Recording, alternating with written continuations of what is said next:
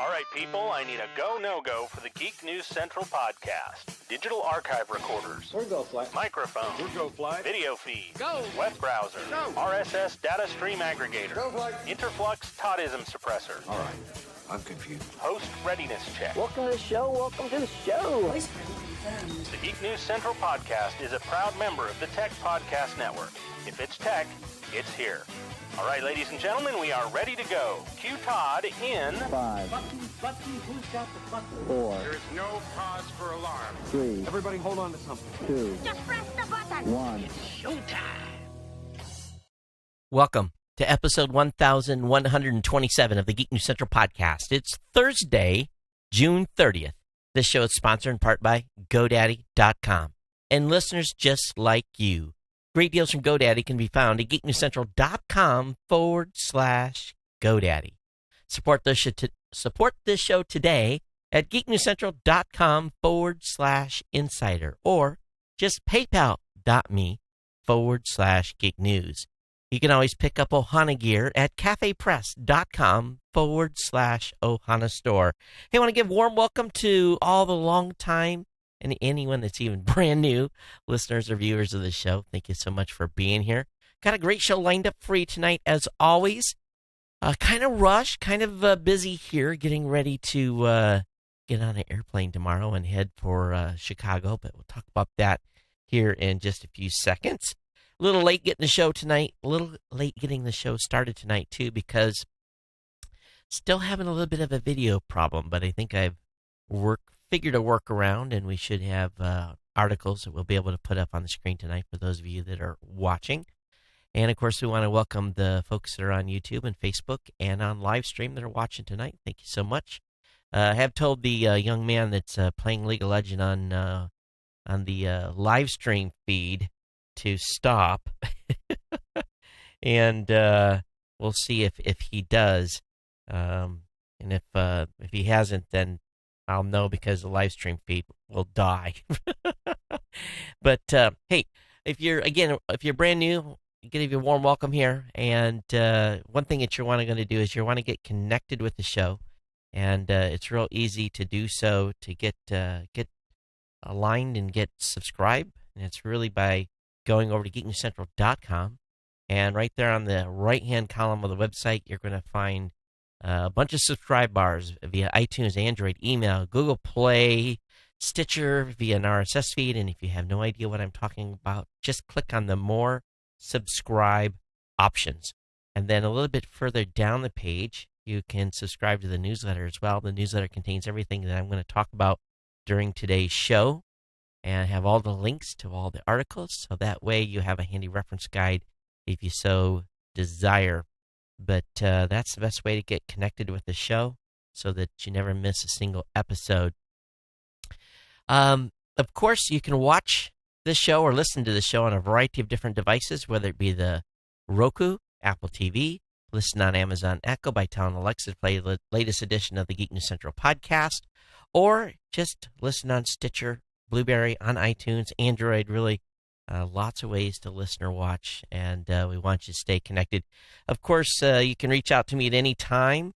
It's geeknews@gmail.com is the email address. Of course, the Twitter feed is @geeknews. Of course, we want to thank give homage to our partner shows. And, of course, one of the partner shows is on. I'm actually on that show myself with the new media show. And there will be no new media show this Saturday as well, because I'm going to be heading towards Michigan about the time the show would normally go live. Of course, we got the Pro Gear site at progear.guru with lots of great content. We got the Gadget Professor with Mr. Don Bain, and we've got our good friends over at Health Tech Weekly, and of course, No Better Than Average with Jacob and Jeff. So lots of ways, lots of shows, lots of tech. Lots of cool stuff to listen and view here at Geek News Central. We want you to stay connected, but most importantly, get back to Geek News Central and review all the great articles that our content creators are putting up. I've got a couple articles that went up from reviews, and then just ongoing news on the website, in addition to the twice weekly podcast that we put out here every Monday, or record every Monday and Thursday, release every Tuesday and Friday morning. So that's how you stay connected. That's how you get subscribed. But this is how this is all paid for. It's by our good friends over at GoDaddy.com. GoDaddy's been with us for, starting tomorrow, officially 11 years. And I have to just say straight up, we had a fantastic, all indications are an absolutely banner June. By the number of you that took advantage of the deals.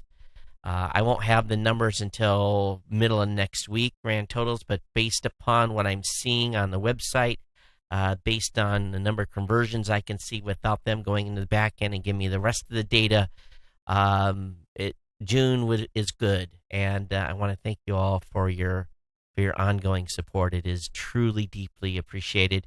And we'll continue to let you know. But heading off into a new month here, but it's for those of you that have been sitting on the fence, I want you definitely to consider picking up a product by GoDaddy. And all our promo codes are continuing over this next month.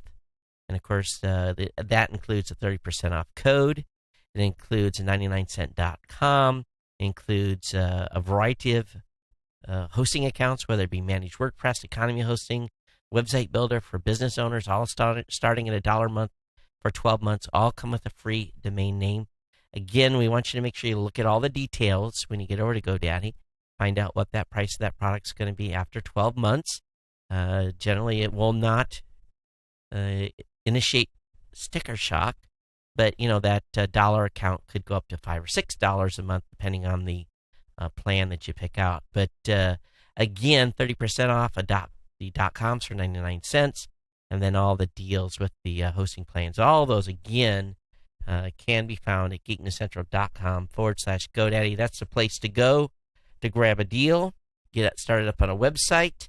I actually was going to buy a new top-level domain. It was the .stream. TLD has come out, and boy, those must have went like hotcakes, because about the 5 or 6 that I wanted, they were gone. I mean, they were really gone. So someone got in early and bought those up. But new top-level domain that just became available to purchase yesterday, .stream.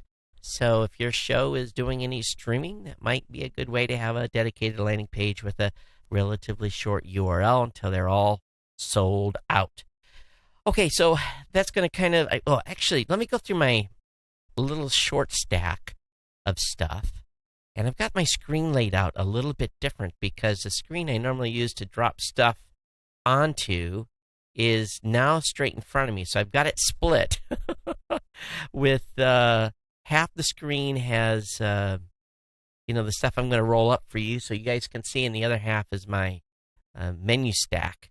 And definitely don't dare let the menu stack go down, because then we'll be completely lost the whole show.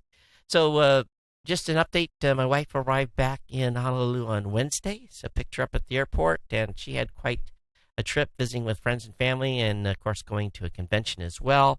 So she's back and studying. She's studying she has some tests she has to take for certification, so she's been hot and heavy on that.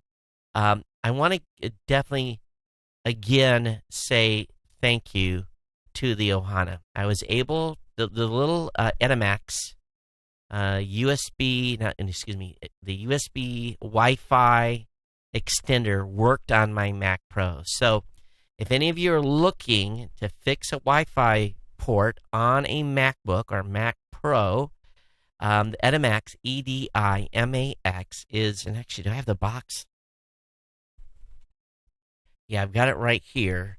I'm so excited. It was the N150, and let me hold it up here because the box is ripped.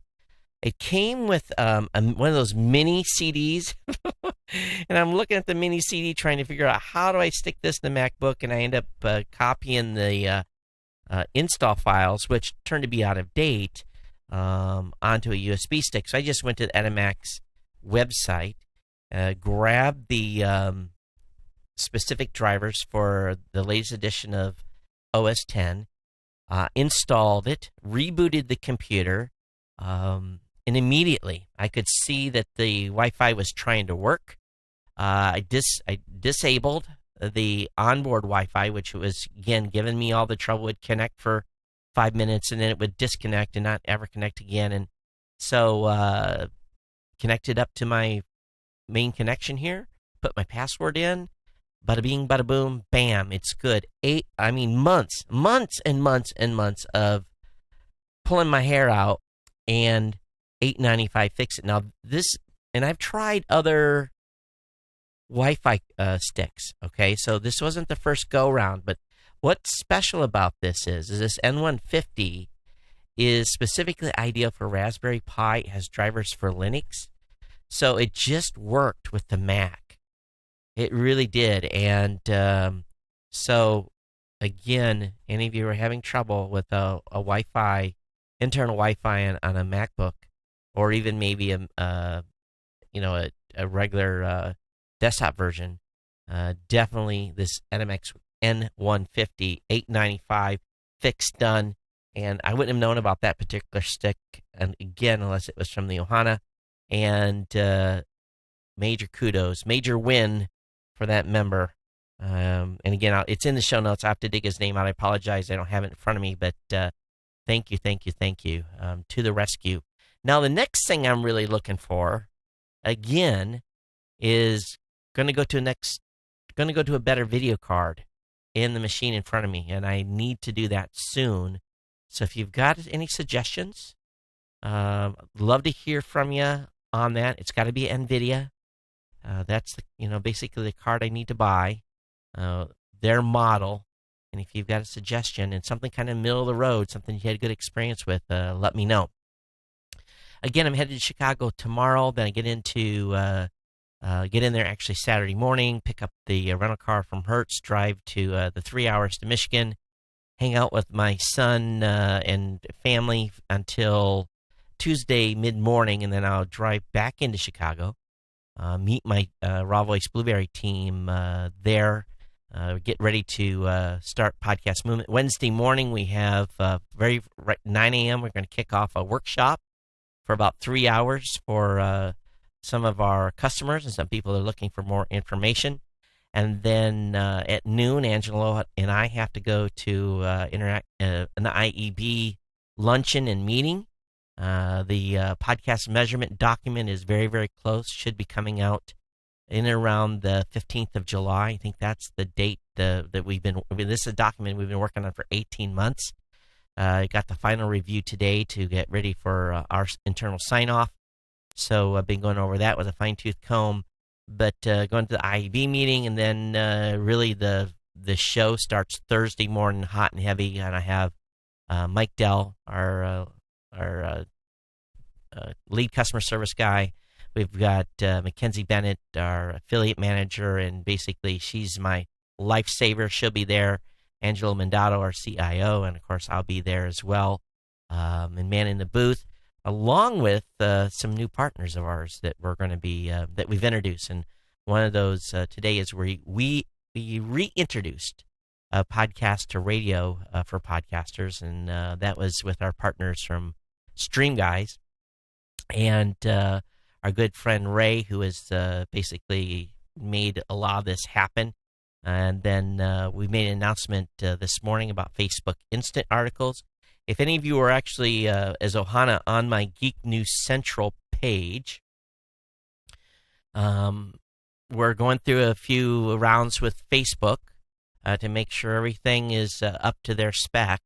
But very, very shortly, what you'll see on mobile, if you are on Geek News Central, you'll actually be able to see the show notes to this show and our media player actually within the mobile and or website experience, which I'm actually completely excited about. So this Facebook Instant Articles is going to be just tremendous. We've had a lot of excitement about it today and how it's going to work and everything else, and we'll be talking about that in Chicago next week. But along with that, our PowerPress Sites introduction. So busy for me in particular on the podcasting front. But I've jibber-jabbered enough here, and you guys want to get into the tech, and so do I. But got a lot to cover tonight. And there are some articles in here that are, holy cow, oh my goodness, crazy. On May 5th,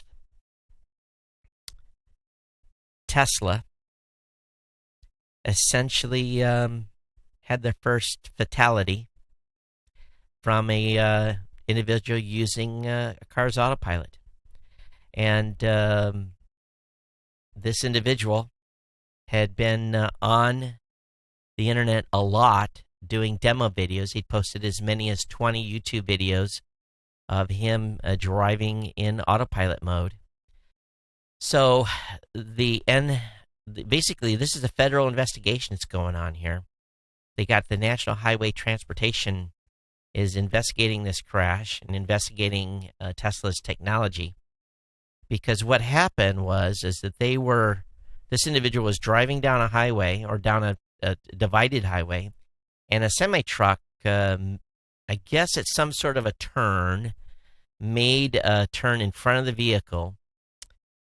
And because the semi-trailer was white and the back, and basically the sky, there's some contrast issues there, and the trailer being up off the ground, as the truck drove across the highway, the Tesla didn't slow down and drove right underneath the big rig, and took the top of the car right off.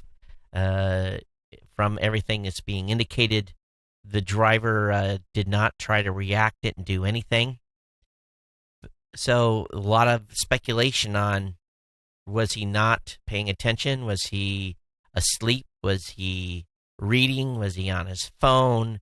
How did he not see this big semi pulling in front of him? So we've got the first person dead from driving on autopilot. And I think we all knew this day would come. So the question now that we all have to think about here a little bit is, this technology starts to, hey, I'm excited about getting in my vehicle and let it drive me around town. I really am. But there's some bugs to be worked out. And individuals need to understand that they're taking their life into their own hands if they are not watching the road when they are in autopilot. Now, I'm going to be pretty frank. So I'm going to fly out of here tomorrow afternoon. I'm going to get into Chicago at 5 o'clock in the morning. By the time I get to the rental car, I'll probably be getting on the road just about time it's getting daylight. Maybe it'll be daylight already. I'll be driving into the sun because I'm going to be headed east. And having flown all night, I'll probably have slept maybe 3-4 hours on the flight, if everything goes well. I will have been in the office here in the studio a full day. Start at my normal time tomorrow morning at 4:30 local here. So if I had a car that could drive itself and I had to go 300 miles on the highway, doggone right I would probably enable the autopilot. But at the same time, it's hard enough sometimes staying awake when you're driving, especially when you've had like a long day and maybe a flight all night, and you get in your vehicle and you drive. We've all been there, where you stop and go get yourself some coffee because you're doing the touch and go while you're riding.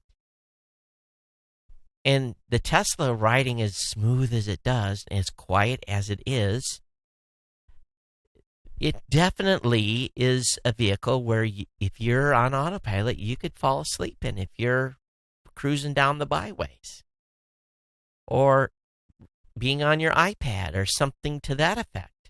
The pure purpose of this is not to have to pay attention completely, but that is not what Tesla recommends. I've got a friend here in Hawaii who's a Tesla, and he commented on it today on Facebook and talked about a couple of things that had happened to him while he was driving. And believe me, Hawaii is not, there's very few times that you're at highway speeds. Now, if I'm driving into town and coming back, there's about a 5-mile stretch where I'm at 60 miles an hour. And then the rest of it is usually 55 and under, sometimes just crawling. And where I could see the car being on autopilot would be cool is when we're crawling in the morning, crawling into town. That in itself would be luxurious just to kind of sit back. But he's talked about doing lane changes where, sometimes you know how it is when you're getting ready to do a lane change in a car. And the car beside you see that you're going to do a lane change, and they don't want you to do a lane change, so they kind of speed up. The way the Tesla's designed is when you signal to do a lane change, the car will speed up as much as 5 miles per hour to make the lane change. And so he had a little bit of trouble because this guy didn't want him to cut in front of him. So that was a close call that he had. Now, it was because of another aggressive driver, but he had to take control of the car, move it back into the lane. So there'll be instances where the car it just has limitations at this point.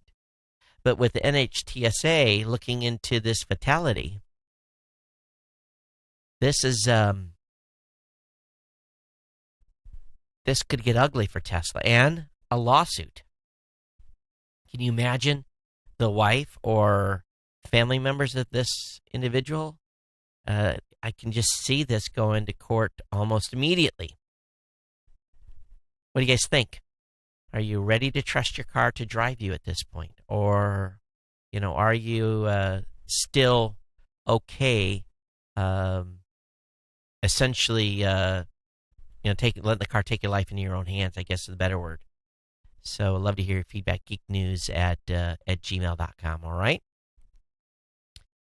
This next article is going to set you all back in your seat just a little bit. And I've got the fan on high. Let me turn that thing down so you guys aren't getting background air noise blown into the mic. But Apple's been authorized or issued a patent. Get this. Hold on to your hat here. They've been issued a patent to disable a cell camera. Yes. Where they can disable a cell camera by implementing technology when it detects a specific infrared signal. So, you're at a concert, pick your phone up, turn on your camera, and you can't film anything because they've got some sort of infrared blocking device. You're in a traffic stop, and you turn your camera on, and it won't record because the police officer has an infrared blocking signal. You are outside a business that is being protested, and you want to record the scene, but you can't because the phone camera is being blocked because of some sort of infrared signal being sent. This is dangerous. And if Apple ever actually implements this on a phone, as a blogger, as a podcaster, as someone that truly believes that using these tools can be a force equalizer, depending on the situation, to know that there's some sort of technology that can stop the camera from recording, that's downright scary, folks. Now, obviously, it's just for the phone, but what if other companies start licensing this, and you have video cameras from Sony or Panasonic or Canon or whichever manufacturer, they license this patent from Apple and have the same sort of technology built into their pro cameras. I can't imagine it would be it'd be a death march for these companies if they did that. But this, to me, sounds extremely problematic.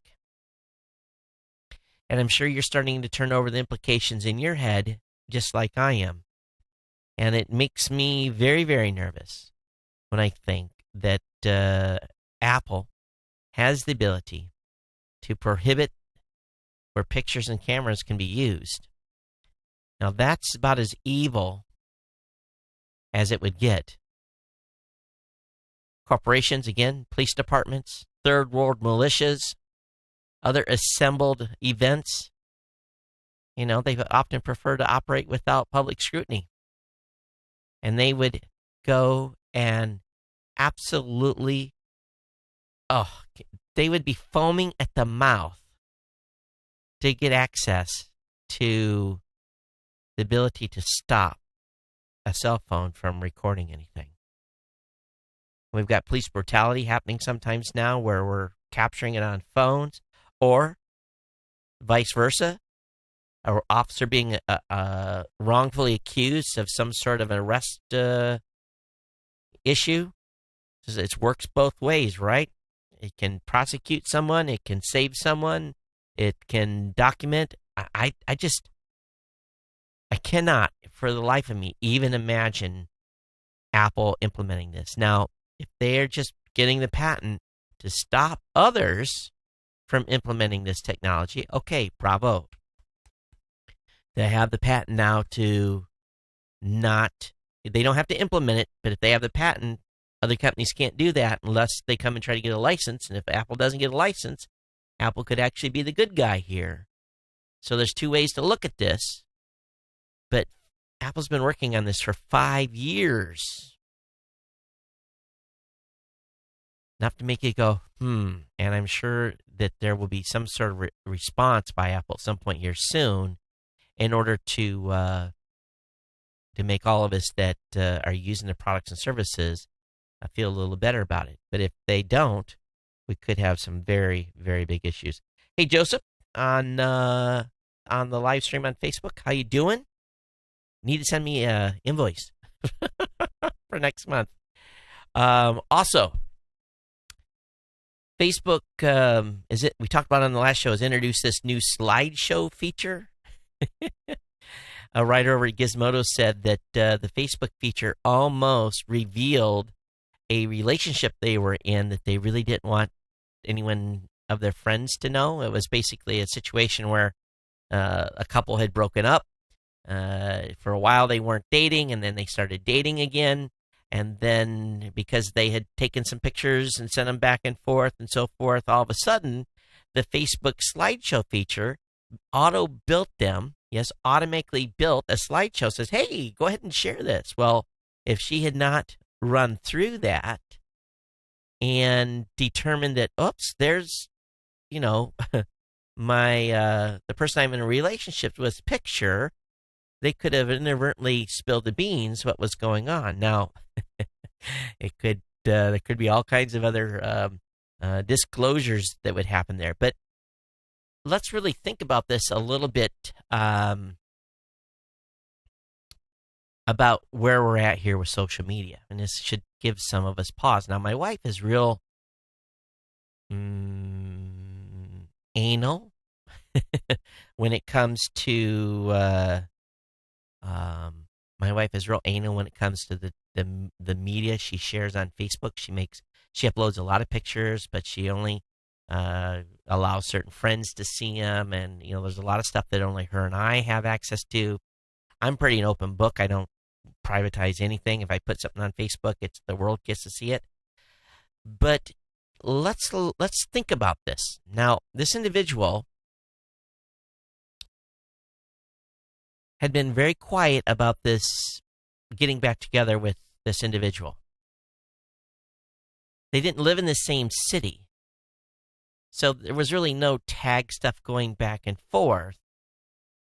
But Facebook knew anyway. And her point was that we all give Facebook access to everything: photos, location, browsing habits, really without thinking about it. Sometimes we do it without even realize we're giving social network access to our more private moments. Now, while slideshow's been around for a while, and Facebook debuting it last year with the standalone Moments app, which a lot of folks didn't have, but this is the first time that she'd been asked to share some of those slideshows with folks. So at best, slideshow surfaces could put in some pretty, revealing pictures. And we all have some weird stuff. I'm a techie guy, so I'm always taking pictures of like weird stuff. And they are, it's not necessarily stuff that I want going into a stream, so I don't automatically set my stuff to go up. And so we're at a point now where we still have to think more about this. And I'm actually going to talk a little bit later in the show today about a tool that you can use over on Google to actually see how much information Google truly knows about you, okay? And I'll have that linked up in the show notes. Hey, very, very exciting. Juno spacecraft has entered Jupiter's realm. And the scientists were really excited to share today that basically the Juno spacecraft has entered Jupiter's sphere of influence and crossed over its helioboundary.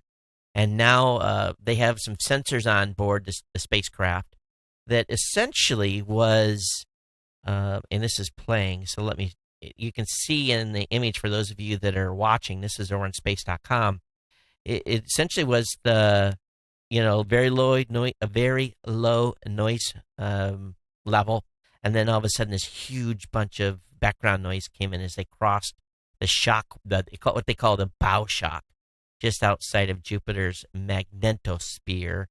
So they're getting excited here. Of course, we've got a big, big day coming on July 4th for Juno, and we'll be talking about Juno when after I get back from Podcast Movement. But Jupiter's a pretty ugly animal, and it's not a place where you and I would want to go. They've had to use a lot of lead to protect the spacecraft.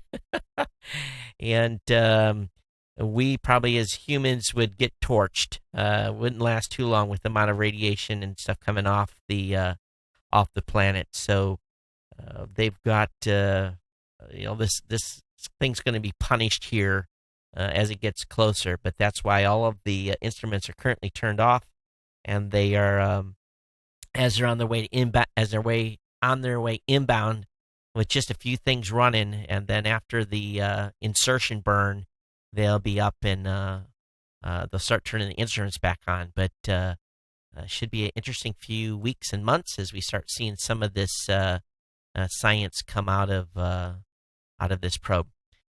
On the fundraising front, Kleiner Perkins, venture capital firm, and amazingly has raised $1.4 billion to invest in startups. So this firm's new fund, and they're always launching new funds, will translate into opportunities for a lot of young companies. But $1 billion is earmarked for the firm's digital growth fund, and $400 million for its early stage fund. So if you're in a startup and you're looking for some cash, Kleiner Perkins has a bunch in their pocket right now. And definitely check it out. Hey, the MPAA, they've kind of changed their tactic. We've talked about the MPAA quite a little bit. They've been very, very famous for a number of years of going around and, suing people. They're doing file sharing. But now they've changed their tactic just a little bit. And they're going after domain names. And they've partnered up with some top-level domain, or one specific top-level domain provider. And I didn't even know who these folks were. I haven't heard of them ever. They're called Donut. Seems kind of an interesting name for a domain firm. But anyway, they partnered with Donut, and Donut basically does the dirty work. The MPAA will report a domain name that's infringing to Donuts. Then Donuts will reach out to the partnering top-level domain provider, and that could be anyone. And between the two of them, they get the content taken down, and sometimes the domain taken over. And so this is the front they're on now. One site that they got suspended was called primewire.guru. That was suspended. They didn't take that domain over yet because the domain operator said, "Hey, we honor takedown notices." So they haven't been had their domain ripped away from them yet. But it's interesting what their approach is here, and we'll see how this goes as time goes on and how many domains they're actually able to seize. because of illegal or what they accuse to be illegal sharing of content. Wi-Fi, we all live by it, really. Every computer that's outside this room in my home is connected via Wi-Fi. And matter of fact, when I'm watching the stream tonight and watching everything going on, it's by Wi-Fi. And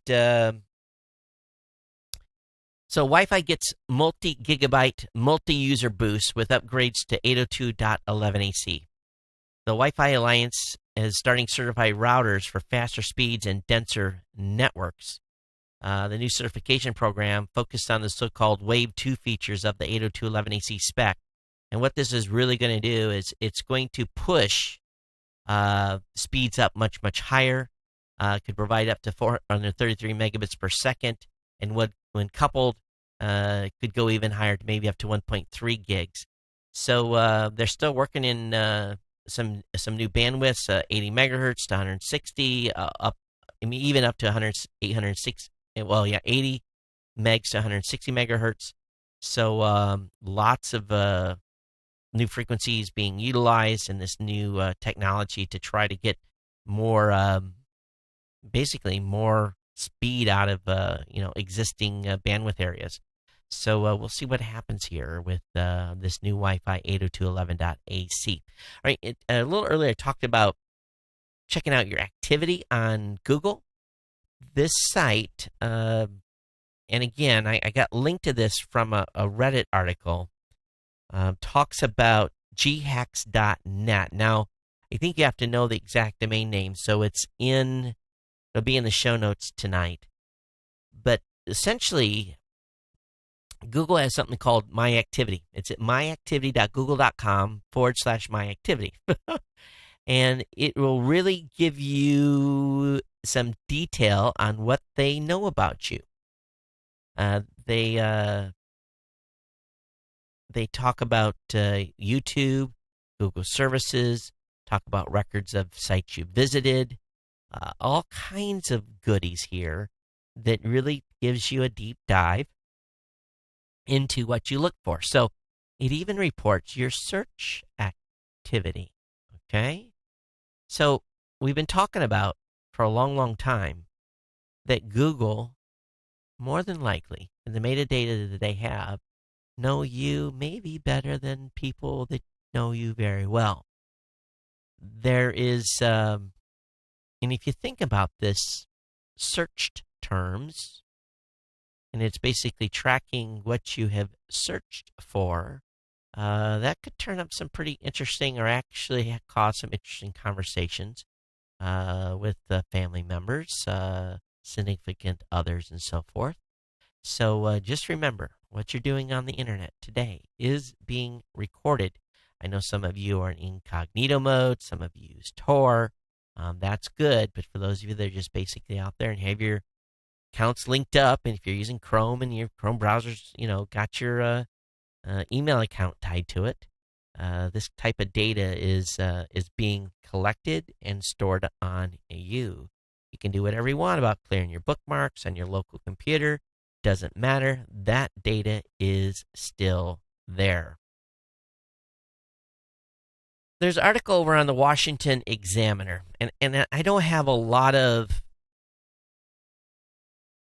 information about this particular website, on what type of reputation it has, whether or not, I don't have a lot of 100% faith in this, but there's an article that says that federal regulation of internet coming, and we've heard about this type of thing before, where the regulations are going to be dropped on internet users. And usually that type of stuff, we all kind of laugh, because about every year you see a bunch of people on Facebook posting this kind of stuff. And usually when you talk about regulations of the internet, you normally would think of that coming maybe from Republicans. But this particular piece says that, and again, I don't have much detail on this particular site, but Democrats are targeting content and control of the internet, especially from, and they say from conservative sources. Now, okay, that's a little odd. And they're pushing hard to layer on new regulations and even censorship under the guise of promoting diversity while policing bullying, warns a commissioner from the FCC and the Federal Election Commission. So let me read this again. Warn commissioners from the FCC and FEC. Protecting freedom is just one vote away, said Lee E. Goodman, a commissioner on the FCC, which is divided 3 Democrats to 3 Republicans. I think normally aren't those committees split down the middle? It's not like the Supreme Court where appointments really are lean upon who's in office. Freedom and it goes on to say, freedom of speech on the internet, added Ajit Pai, commissioner of the FCC, is increasingly under threat. Pai and Goodman cited political correctness campaigns by Democrats as a threat, but also said that their agencies are becoming politicized and the liberals are using the power to push regulation to impact business and conservative outlets and voices. I think we've heard this argument from both sides, right? We've heard this before. So again, I think this is maybe a little bit of a puff piece, but it is an interesting article, and no one's going to. We are not going to allow any party to regulate and control the internet. We are going to. All of us are going to fight, no matter who's making that type of a push, whether it be a Republican or Democrat. We're not going to allow the internet to come underneath some regulations and censorship. That is not ever going to happen. There would be a revolt in this country that the likes that no one has ever seen before if they tried to. But this thing pops up once in a while, and here I'm covering it in this show tonight. Again, I don't know a lot about this site, and it's this site may be a right-leaning site. Who knows? Again, I'm not up to speed on how this site lays politically, because if it's a right-leaning site, they're going to be spinning it to make the left look bad, and when it's a left-leaning site, vice versa. But this made a variety of links today on a variety of news services, which made me think that if they linked to it, maybe it had some legs to it. I don't know. It's just I don't think any of us are going to allow any type of action that's going to have any type of legs. We'll all be screaming as loud as we can to either party that tries to invoke any type of regulation on the internet. So if you see this type of stuff, don't get too excited. Just know that if they try it, they're going to have a fight on their hands in a big, big way. Hey, Firefox experimental containers lets you log into multiple accounts on the same service at once. So what this container allows you to do is, like if you've got 3 banking accounts, you can, from a same bank, you can be logged into all 3 accounts at the same time. Or like Gmail, you can be logged into 5 accounts on Gmail at once. I always have 3 Gmail accounts always open in Chrome and separate browser tabs. One is a personal, one is a business, and the other I've used for other types of communications for other projects I'm working on. So it is nothing that I've not already done before. I don't leave myself logged into a banking account at once, ever. When I'm done banking, I log off. But this Open Container tab has something unique in Firefox. So if you're a Firefox user, keep an eye out for that, all right? Here's a warning from the folks over at CNET, specifically the Roadshow blog. And if you have a Honda, please listen up, okay? The NHTSA, National Highway Traffic Safety Administration, says 7 Honda and Acura models have a substantially higher risk of the Takata airbag inflator rupture. Up to a 50% chance. Okay, listen to this. If you're driving one of these vehicles, and it hasn't been fixed, you have a 50% chance that your airbag is going to go off on you for no reason. Okay, the 7 vehicles that possess a substantially higher risk are the 2001-2002 Honda Civic, the 2001-2002 Honda Accord, the 2002-2003 Acura TL, the 2002 Honda CR-V, the 2002 Honda Odyssey, the 2003 Acura CL, and the 2003 Honda Pilot. Now, these are obviously older vehicles, but maybe your kids are driving one of these. Okay? They've already recalled 313,000 of these particular model vehicles. But if you have one of these vehicles, or one of your kids is driving one of these late model vehicles, or you have a friend that's driving one, and here's the scary part. I drive vehicles until their wheels fall off. That's just the way it is. The last vehicle that I traded in had 276,000 miles on it. The vehicle before that was close approaching 400,000. I run them. I run them to literally until the wheels fall off. That's just the way it is. I know a lot of people change cars like they change underwear. I don't. I run them. I just run them into the ground. That's just the way I've always been. I've never been a guy that needed a specific type of car to boost up my ego, or it's just whatever reason it is that people change cars every 3 years. That's their business. I don't do it. And my bank account is much healthier because of it, because I change my oil every 2,500 to 3,000 miles, and the engines last forever. Famous last words, I go out there, my engine will blow tomorrow. But those vehicles, it's a free fix. Parts are available, and dealer will likely set you up with a loaner, okay? So if you're there's 30% of these vehicles that are outstanding. And the folks that have these late model cars may be in a social economic status that they're maybe not getting the word, okay? And I'm not saying that to not be nice, but the older the car, it generally is, maybe the less well maintained it is. At the same time, maybe someone has students bought something, they don't have a lot of cash, they bought something, gets them back and forth. So be aware, okay? Let's get the word out to family, friends, that these specific Honda models are a hazardous to your health. Now, talking about your health, I'm probably the only person on the planet at my age that has never smoked weed, okay? I will be straight up. I've never smoked any weed ever. And part of it was, I spent 24 years in the military, peeing in a bottle, drug testing, just never had the need to do any herb. But marijuana is shown to protect brain cells for folks with Alzheimer's. So there's a study out that suggests compounds found in marijuana can stave off the brain-damaging effects of Alzheimer's. It's a promising discovery, but claims that pot can prevent this age-related brain disorder are premature. These researchers from the Salk Institute have shown that TCD, and that's the chemical that gets people popped on a piss test, or THC, excuse me, and other compounds found in marijuana contribute to the removal of toxic proteins known as amyloid beta, which have been linked to Alzheimer's.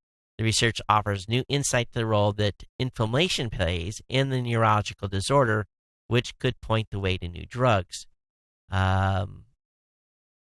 So they did this in a lab.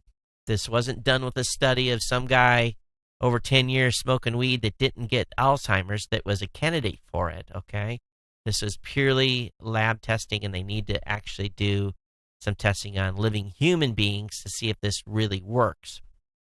And plus, there's a trade-off on potentially the other health effects that are caused by, smoking marijuana. So just be, because, we know that weed never screws with people's memories, right?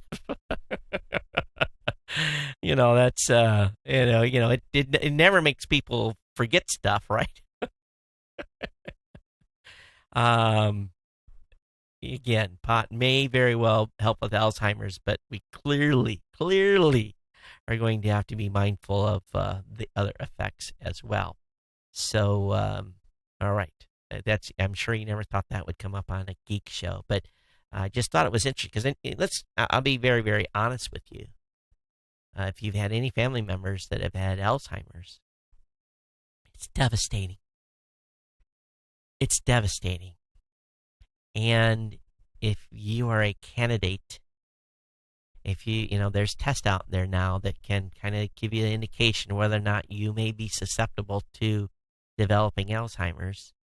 This may be an opportunity when you get into a later stage, and I'm sure they will come up with some guidelines here, that maybe this will be a way to stave some of that off. We don't know. But time will tell, right? And if you already are a user, casual user, whatever it may be, recreational user, yeah, maybe you won't get Alzheimer's. Who knows?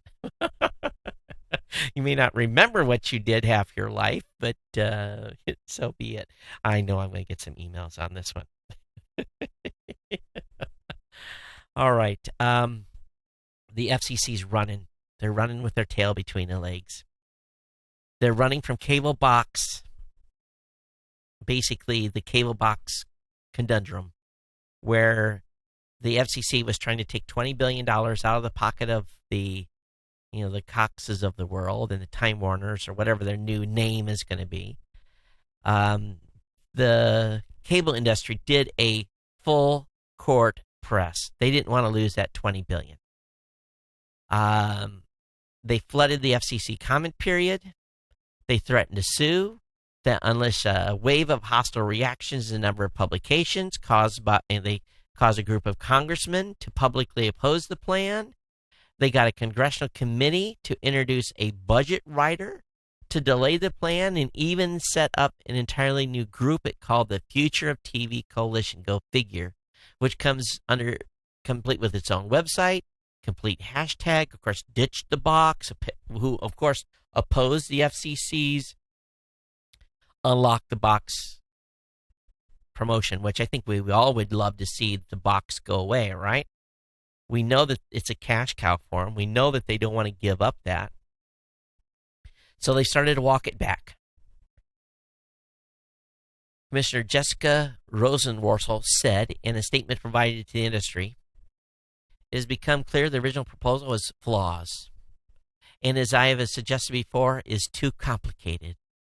We need to find another way forward. A few days earlier, she had given a similar statement to Reuters. Commissioner Mignon Clyburn had not distanced herself, but her endorsement of the plan is noticeably lacking, and her office responded to questions about her position with a vague note about her continuing to study the proposal. Most significantly, however, Tom Wheeler, the FCC chair, noted that he was open to compromise. The big boys won, folks. Did you comment on the FCC proposal to get rid of the cable box? I know maybe some of you are already cable cutters. You could care less. But it's also, what is it this year? It's an election year. Nothing's going to happen until after the election. Nothing at all. So we'll see. We'll see what happens here. But they've rolled over. Cable company has won. Their money has won. If you're a Foxit user, Foxit, please patch your reader. Makers of the popular PDF reader Foxit have patched 12 dangerous vulnerabilities that could have resulted in remote code execution. 400 million users run the flagship reader as an alternative to Adobe Reader. The dozen flaws are published in Windows and Linux varieties. Please update as soon as you can, okay? So if you use, again, Foxit, and many of you do, I used to use it, make sure you get it updated, okay? Patch. In an interesting development in the podcast space, serial podcast subject Adnan Syed has been granted a retrial. So he's gotten a retrial, and he thinks it's partly thanks to what they're calling a cell tower issue. Syed is currently serving a life sentence after getting convicted of murdering his ex-girlfriend, but he has always maintained his innocence. Serial dissected his case back in 2004, which cast doubt on whether he even got a fair trial. So it looks like he is going to get another trial. So maybe Serial will end up making this guy a free man. Who knows? The NRA today, and the NRA can be sensitive. I'm a proud gun owner myself, so let's just, you guys know that already. But the NRA trademark complaint over what's called the Yes Man parody, if any of you saw it, was hilarious. Ended up in 38,000 websites being taken down because there was kind of a trickle-down effect. And it ended up the person that was, basically it went from one company to another, and instead of just taking one site down, they took all the sites down. And they didn't like the parody site at all. They had set up a fake press site as well. There's a fake press conference. So it really didn't fool very many people, but they went hard right on it and took down 38,000 websites. It was a company called Surge, and Surge ultimately put all the sites back up except for the specific site. But there's a lot of people mad because they felt that the NRA violated DMCA protocols and so forth. So it's a little bit of a twist here. Because it was what the site was called, sharethesafety.org. And for those of you who didn't know what the parody was about, was basically Smith & Wesson. It was a buy one, give one. So if you buy a gun, you were going to give one, and the gun would go to, this is really naughty of this site, go to an inner city person. So obviously that is like, what? Most people are like, what? And, the gun would be sent to an inner city individual in need of a gun. And people thought this was really a thing that Smith & Wesson did and was being backed by the NRA and so forth. It wasn't. It was definitely a parody site. But, boy, oh boy, they went hardcore on them. And a whole bunch of sites got whacked in the meantime. It's probably is not going to end well so much for some of the companies involved and all the sites that got took down that should not have got took down, that were not associated with it. But come on, NRA, have a little more thicker skin. Did you get a golden ticket? Tesla's upcoming Model 3 is one of the hottest new cars that have been unveiled, of course. They sent out, I think, how many golden tickets? 7 or 12? Yeah, 12 people are getting lucky tickets. So they're going to get to come to the Tesla factory and hang out. They've been basically picked randomly. So they're being flown out. Transportation accommodations are being provided. I don't know if they get to pick up their cars or if they're going to get free cars. Who knows? But 12 lucky people will end up with this special ticket. So if you registered for one of these cars, from the Model 3, definitely check your email carefully. All right. Okay. Hey, Hubble's capturing some stunning photos of Jupiter, and this will wow you. This is a real picture. Okay, so we'll stop the script. I hope that just didn't kill. Let me go over and check this while we're still good. Hubble has let me bring this up. That's a real picture for those of you watching. Totally awesome. Giant aurora on top of Jupiter. And they give the scientific explanation of what's going on. But absolutely amazing picture captured by Hubble. It looks fake, but it's the real deal. So again, I'll have the link up in the show notes for you listening. You got to see this. I mean, it's like, really? And how big that has to be in order for Hubble to get that clear of an image? Anyway, link will be up in the show notes, and you'll definitely want to check it out, or tweet me at Geek News if you think it was cool. Hey, there's a big fight, big fight. This could turn into something major. Spotify is saying that Apple won't approve its new version of its app because it doesn't want competition for Apple Music. those be fighting words. In a letter sent this week to Apple's top lawyer, Spotify says Apple is causing grave harm to Spotify and its customers by rejecting an update to Spotify iOS app. So here's the essence of the deal. Spotify took out the ability for iOS users to subscribe to Spotify via the app. So you have to go to the Spotify website, sign up, pay your $10 a month, then log into your account from the Spotify app. Apple has said you cannot not allow your users to not subscribe from within the app. They say you shall use our store and give us 30%. And Apple said you cannot advertise to iOS users that it's $3 cheaper or was $3 cheaper over on the website versus through the app. You can't advertise. Oh, and the 99 cents per month for the first 3 months if you sign up on the website, you can't do that. So they've basically said you can't put your app on. You can't send this update out. You can't do it unless you allow subscriptions to be paid through our billing system. Wow, Apple. Are you kidding me? Don't ever build your business model on someone else's platform. Don't ever do it.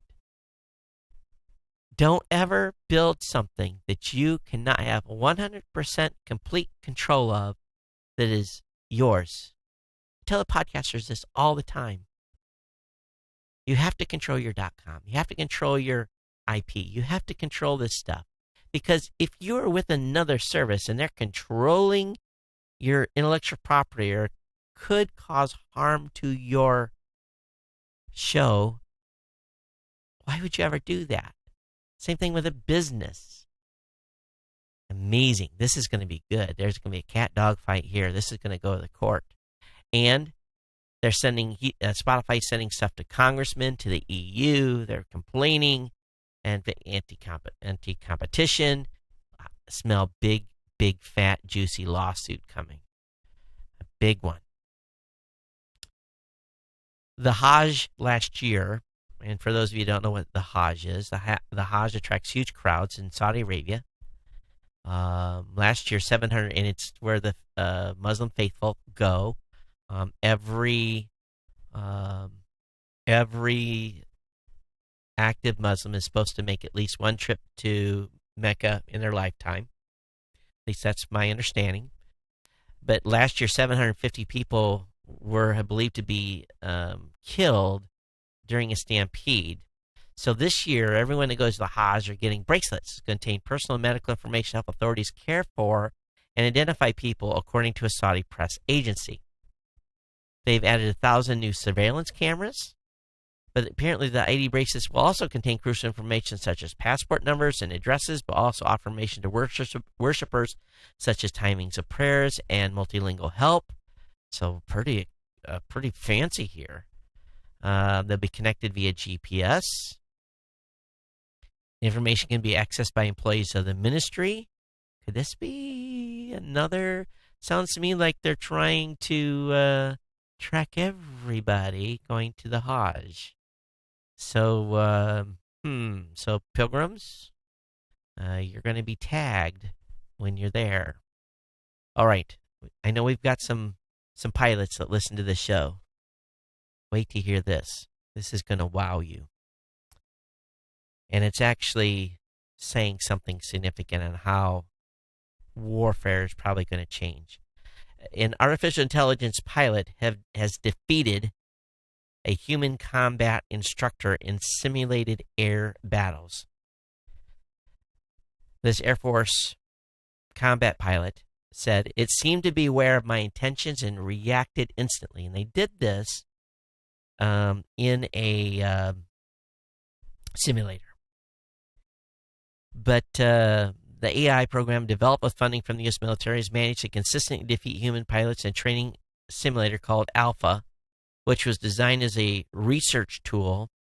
It was called the most aggressive response, dynamic, incredible. It basically, the combat pilot said, It was the most aggressive, responsive, dynamic, incredible AI I've seen to date by United States Air Force Colonel Gene Lee, retired.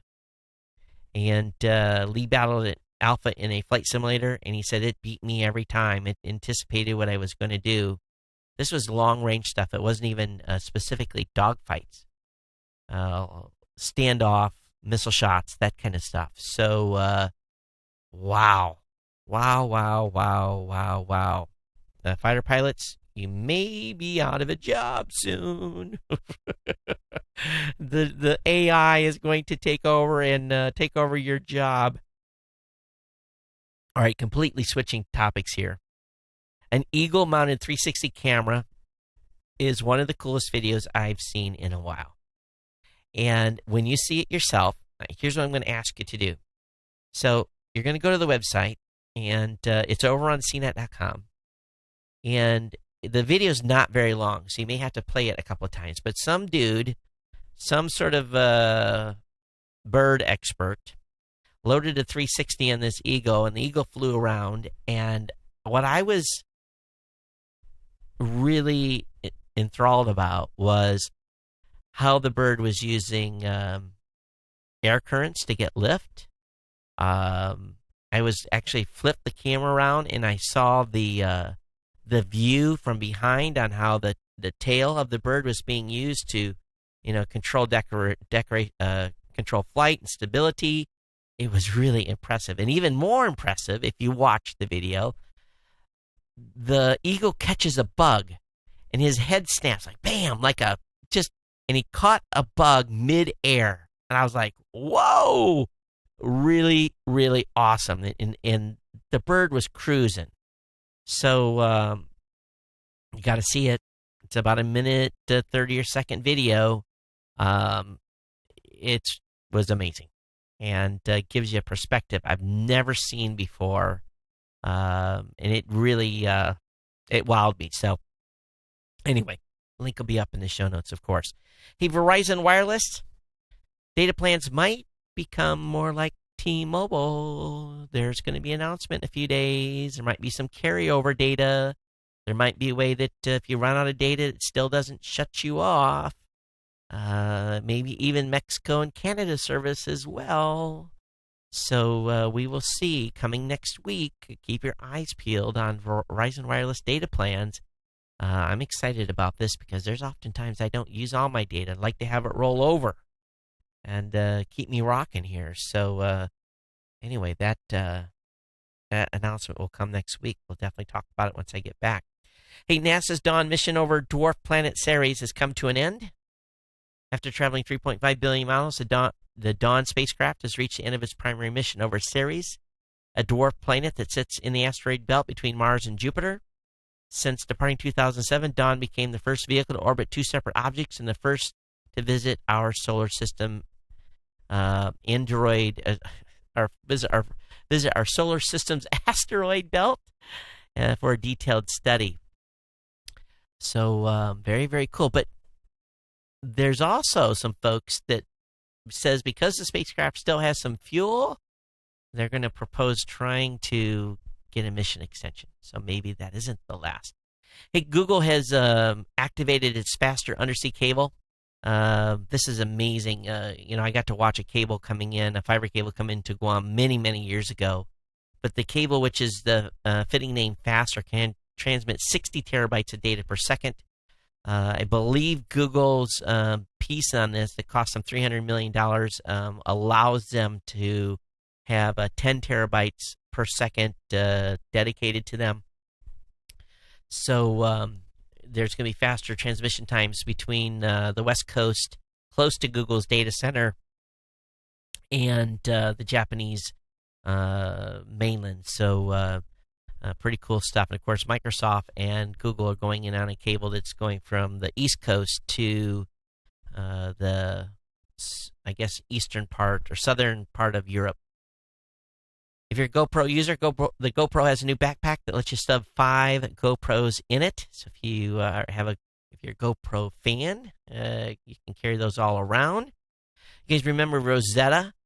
Rosetta is going to be landed on the Comet 67P in the next couple of months. They're basically they're so far out. There's not a lot of not enough solar power to keep the spacecraft going. So the European Space Agency is going to be doing some maneuvering, and ultimately they're going to try to land the spacecraft on the actual comet itself. So we will keep an eye and get more information on that. BBC's reporting, could a smartphone save your life? So just imagine you've just had a terrible car crash. You're in a remote area. You're injured. Your phone is working, but you can't dial because you're hurt. In a situation like that, every second counts. There's a new app called Crash Detect, DETECH. This app automatically monitors your trips using its smart drive detection functionality. It is able to detect a serious car crash simply by using the accelerometer sensors in your phone. The app then pinpoints the driver's location and dispatches the nearest ambulance, complete with paramedics that know the user's medical history automatically. This is awesome. Awesome. That is really, really cool for those of us that don't have a car that has that type of a system in it. So I'm looking to see where this is going to be deployed. Is this going to be available in the United States? Most beneficial countries such as India and South Africa. Where else? There is going to be one-touch response. Looks like it's going to be worldwide, maybe. So if this is the case, this is a smart app. This is awful cool. Awful cool. We'll keep an eye on this one, all right? Okay, paranormal stuff for you today. And before we get out of here, underwater pyramid found on Google Earth. Yes, they have found an underwater pyramid. And if you look at the video, it looks just like a pyramid.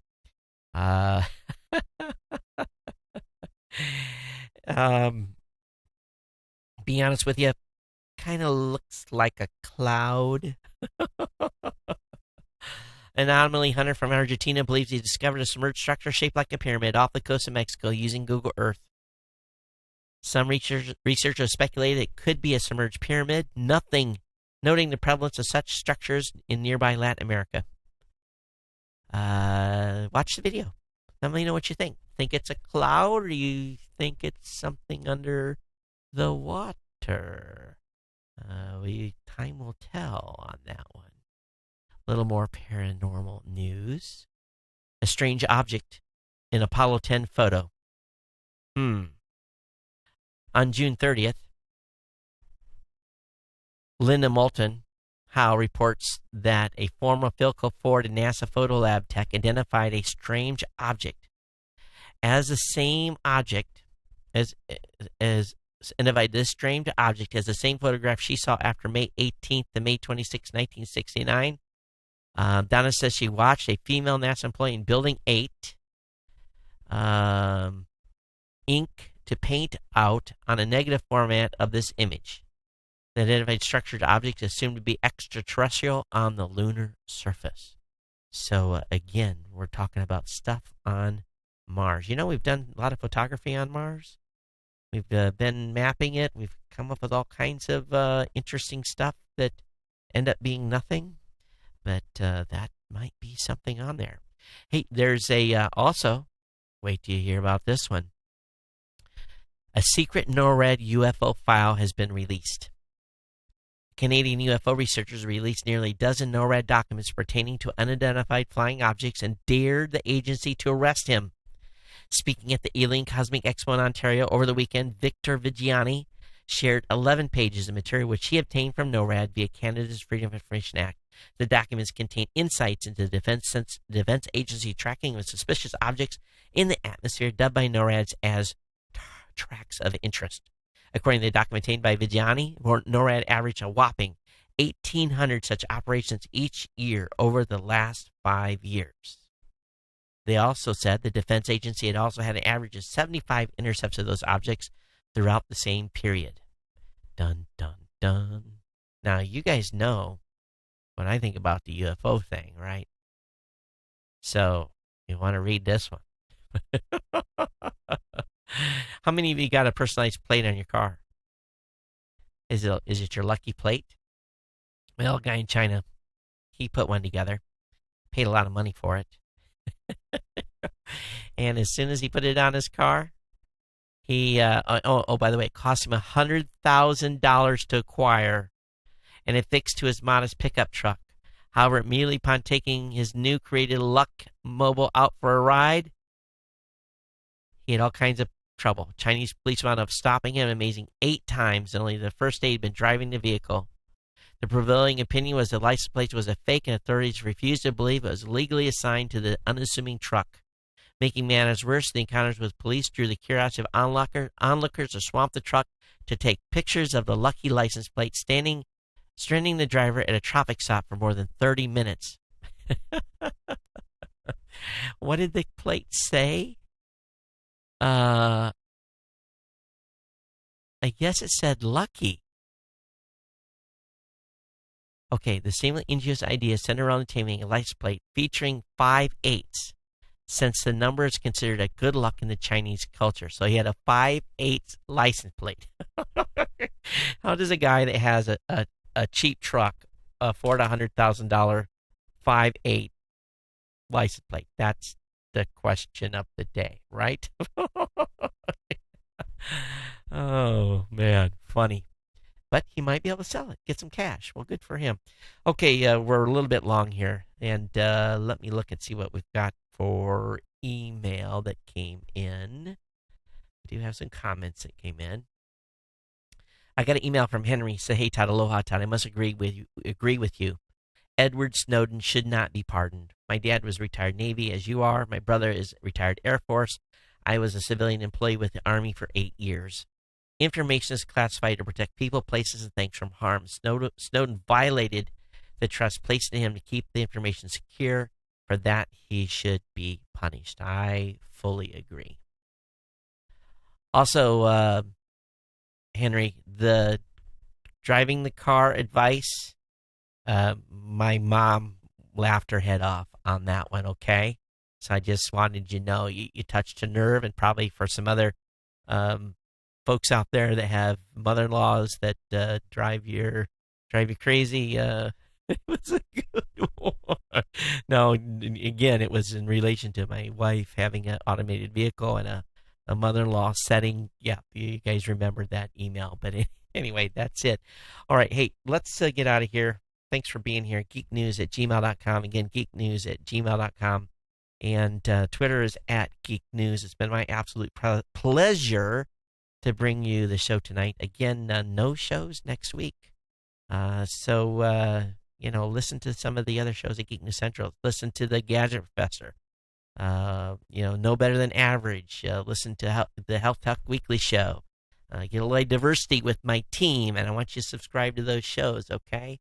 And but I'll be back the following week. It's a big week for me business-wise, and I have to be 100% focused in executing and making, I guess for a better word, keeping the revenue growing, and so that we can continue to make payroll for our team. But everyone, thanks for being here.